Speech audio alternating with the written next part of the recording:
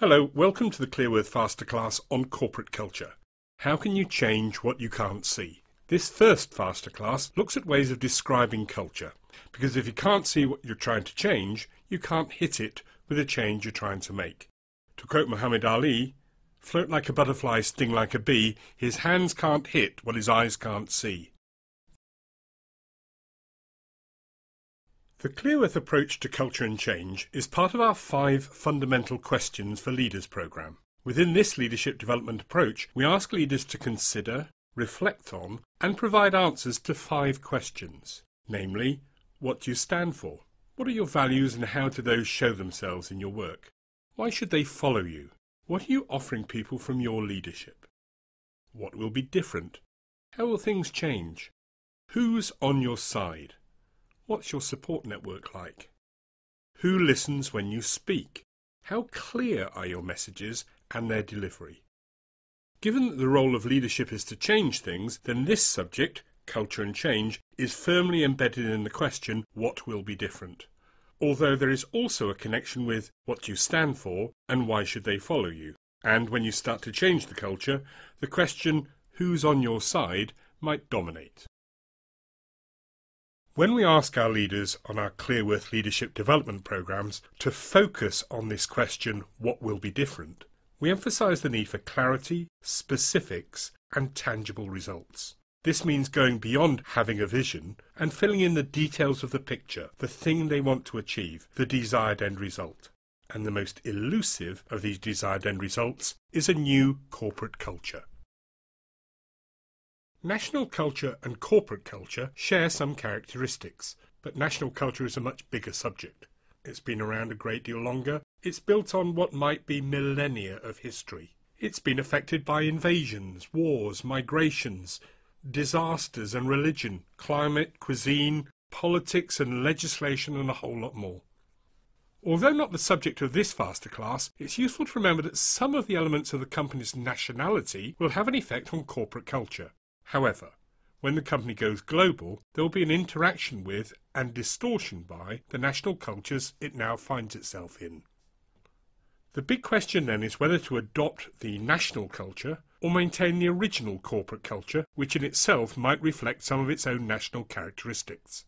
McDonald's, for example, is clearly American in origin. One of their big questions is how much to change their offering when they're in countries with different cultures.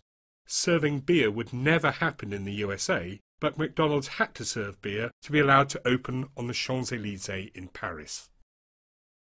Corporate culture as a term is relatively recent. Although there is debate about who invented the idea, it did not appear in any management literature before the early 80s. The problem is always that culture has unique features and characteristics that make it incredibly difficult to describe, and thus even more difficult to do anything about. In this way it's like gravity. We all know gravity exists, but don't spend much of our day thinking about it. It's invisible and intangible. It influences our behaviour. We know if we drop something, it'll fall to the ground. We can beat it for a time. Planes can fly and balloons float, but only for a time. We only really think about gravity when it causes us a problem, and it's the same with corporate culture. There are not many cultural maintenance programs, but there are thousands of culture change initiatives. What makes culture, whether national or corporate, particularly bizarre is that once pointed out it seems to disappear. The inhabitants of the culture can't see it, and as soon as it is described, they deny its existence or point to exceptions which prove it doesn't really exist. It's like describing a British culture only to be told England is different to the rest of Britain. The South is different to the North. The South East is different to the South West. London is different to the rest of the South East. South London is different to North London. Brixton's different to Battersea and so on. But they're all part of Britain, and outsiders describe the British in a particular way. In corporate terms, most people would describe the experience of flying with one airline versus another in general terms. British Airways versus Virgin versus Ryanair, for example. And they see that as a reflection of the company's culture. The inhabitants, the people that work in the airline, will almost certainly immediately point out the exceptions and explain it's not all like that, and yet that's how it appears to outsiders. The reality is that most cultures are a collection of microcultures. In a company, finance will almost certainly be different to sales and marketing, and yet they're part of the same entity.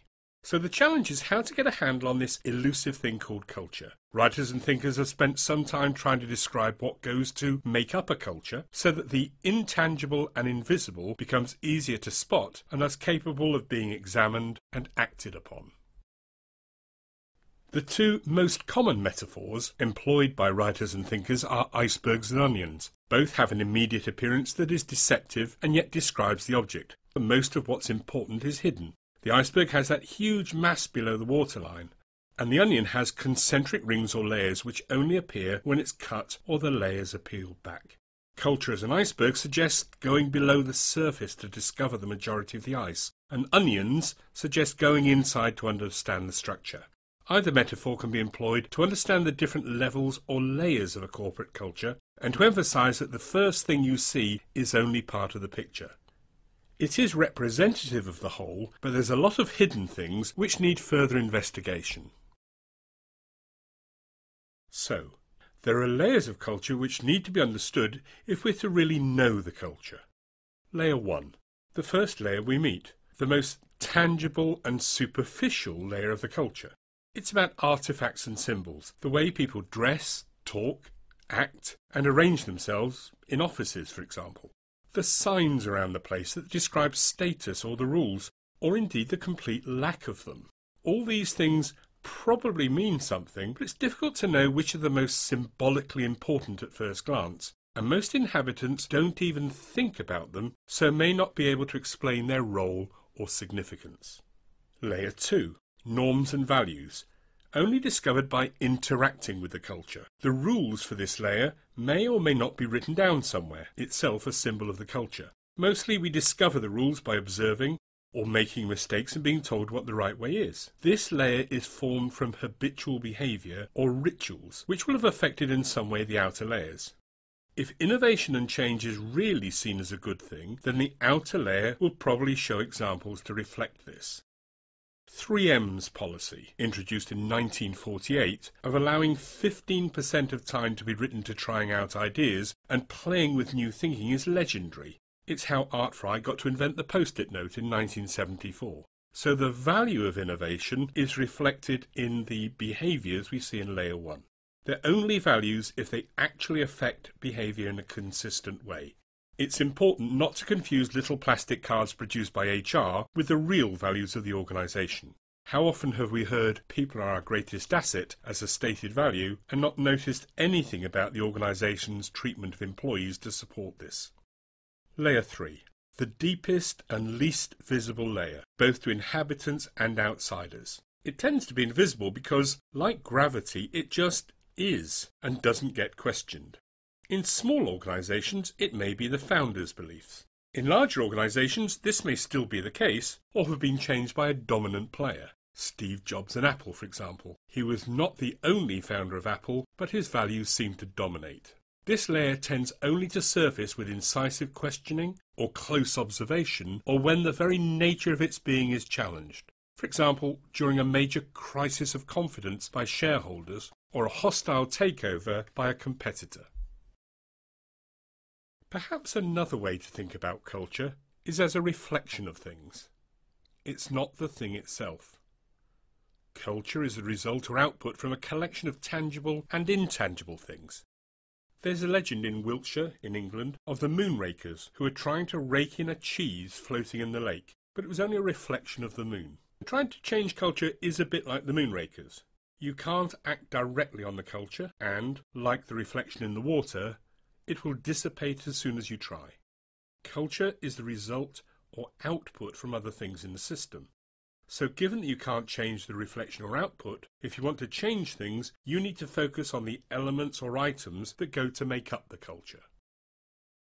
So this is Clive Hook from ClearWorth, concluding this faster class on corporate culture, how can you change what you can't see? Join us for the subsequent faster class where we look at approaches to changing the culture and ways of measuring that change. Thank you for your time. Do visit our website, clearworth.com, to find more downloads, resources and articles, as well as links to recorded versions of other faster classes.